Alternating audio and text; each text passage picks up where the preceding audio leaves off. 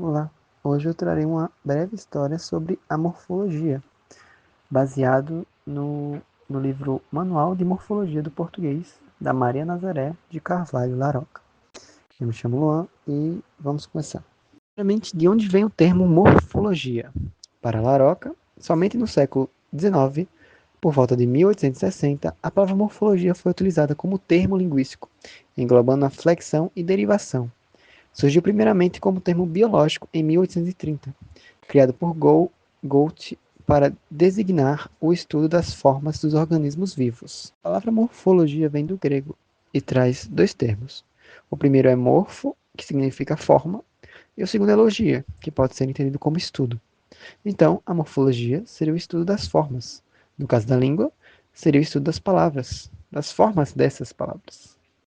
Mas vemos que 30 anos antes do morfologia ser usada como estudo da linguística, ela já era tratada como um estudo da biologia, que era que ela pode ser entendida como a ciência que estuda as formas e as estruturas dos organismos em suas partes. Então a gente já pode ver essa semelhança que a morfologia linguística estuda as partes das palavras, enquanto a morfologia biológica estuda as partes do organismo. Então tem essa semelhança.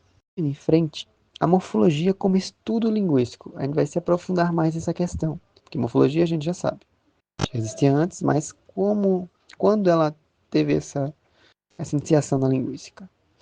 Ainda seguindo a obra de Laroca, o seu uso em linguística se deve à influência do modelo evolucionista de Darwin sobre os estudos da linguagem.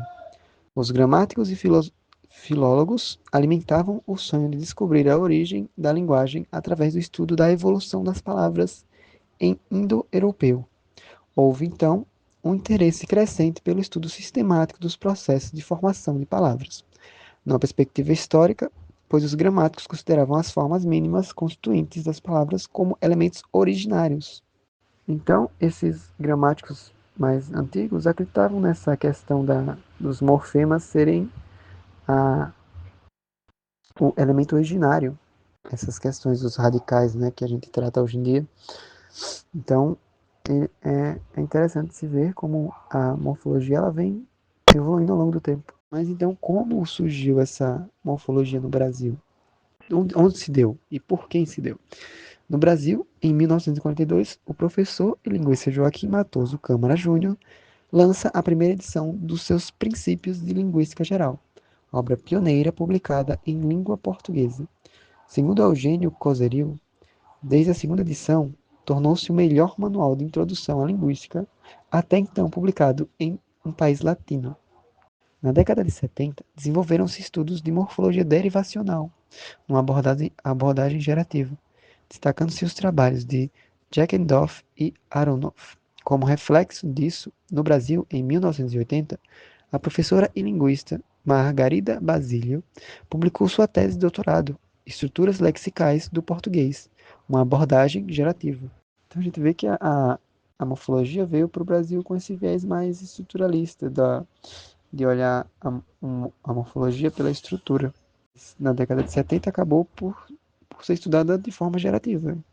Com, com a Margarida Basílio, ela trouxe uma abordagem gerativa, o que trouxe mais informações, mais estudos para a obra, além da estrutura. Ainda tratando de Matoso Câmara, no artigo Morfologia e Sintaxe, ele refuta a tese saussuriana valendo-se da noção de relação associativa ou paradigmática, dando como exemplo a forma pronominal ele.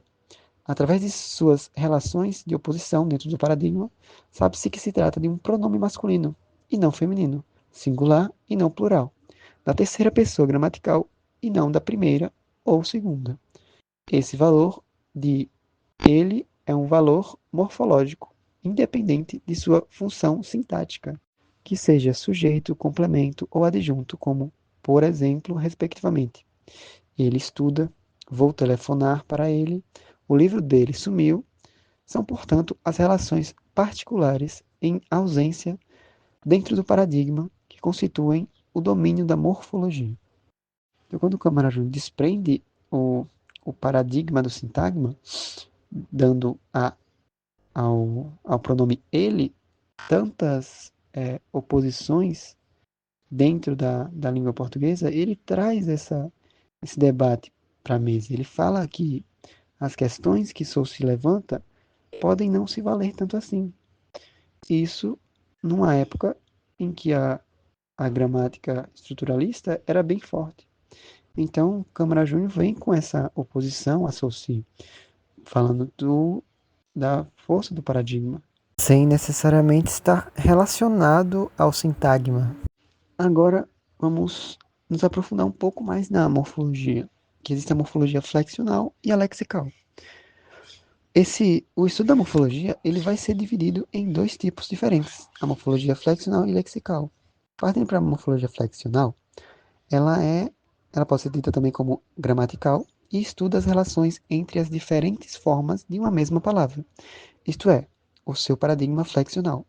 A flexão é uma variação de caráter morfossintático, uma exigência de concordância nominal ou verbal, uma imposição da própria natureza da frase. E a morfologia lexical, ela trata da estrutura da palavra e dos seus processos de formação, das relações entre paradigmas diferentes, isto é, de formas com paradigmas separados, observamos os pares jogar, jogador, belo e beleza. Jogador se relaciona derivacionalmente com jogar, por meio do sufixo derivacional dor. O mesmo podemos dizer beleza, que se deriva do belo, através do sufixo derivacional esa. As formas jogar e jogador, belo e beleza são palavras distintas, pertencentes a paradigmas distintos. Então, para deixar mais claro, eu trouxe uma associação aqui, que as palavras são como blocos de construção. Cada bloco, que é o morfema, acrescenta uma parte do significado. Uns blocos trazem a ideia principal, que são chamados de radical, ou o morfema lexical, que a gente já falou antes. Tipo, fal é esse morfema lexical. Quando eu trago o AR, ele vira falar. E outros mudam essa ideia de acordo com a pessoa, o tempo ou o número, que são ditos como morfemas flexionais ou gramaticais, como mos ou vá. Então, para entendermos melhor, o morfema lexical ele vai ser sempre aquele fechado, aquele mesmo. Por exemplo, fal. Fal, ele abre caminho para você colocar um AR depois e dizer falar. Mas também você pode colocar um ante depois e fazer a palavra falante. Você pode colocar um ador e fazer a palavra falador. Então aquele fal que está no início, aquele F-A-L, ele se mantém. Ele não se altera. Por isso o morfema lexical. Já o flexional, ele é a outra parte, a contrapartida.